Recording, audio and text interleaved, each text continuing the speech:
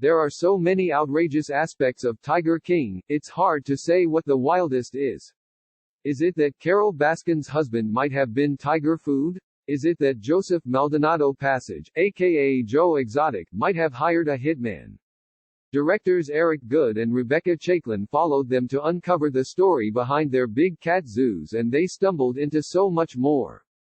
A reporter even asked President Trump if he would consider pardoning Maldonado-Passage. Some of the subjects contest Tiger King. Baskin has spoken out about feeling misrepresented by the show. Maldonado-Passage hasn't seen it because he is in prison. The Hollywood Reporter interviewed Goode and Chaiklin by phone and published the interview on April 1. They revealed how they convinced their subjects to participate in Tiger King.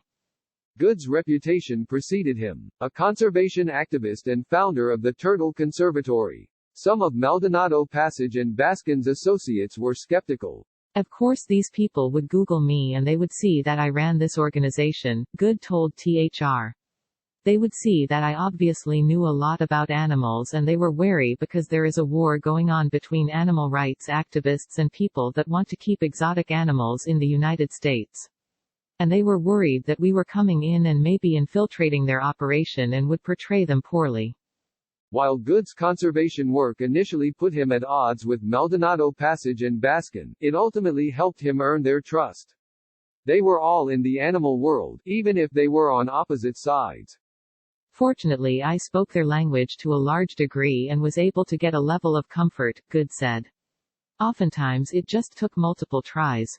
Goode said the two main subjects of Tiger King were the easiest to get. Baskin and Maldonado-Passage both wanted to talk. Joe and Carole were easy access, Goode said. Joe wanted any attention, all attention. He was an open book, and Carole obviously wanted to get her message out. But people like Doc Antle and Mario Tabrau and Jeff Lowe and Tim Stark and others were very guarded. Carole Baskin's Big Cat Rescue Organization posted a blog post refuting the Tiger King documentary. THR asked Goode and Chaiklin about the claim that they pitched her a documentary akin to Blackfish, a film that exposed the animal abuses at SeaWorld. I don't think we said it, Chaiklin said. I think she said it, and to be quite honest, our intention was to tell a story with these colorful characters that focused on the issues that we both cared a lot about. There is a big cat crisis in this country, and we wanted to highlight that there are a lot of incredibly cruel practices that are taking place.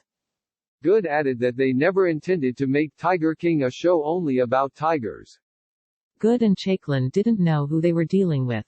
When the events of Tiger King unfolded, they had stumbled into something they never could have predicted. We had no idea when we first started filming with Carole that she had the history that she had, Chaiklin said.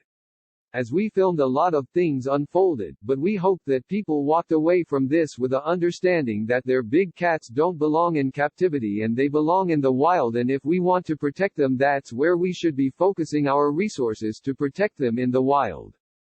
Goode agrees that he hopes the message of Tiger King remains, don't keep tigers in captivity.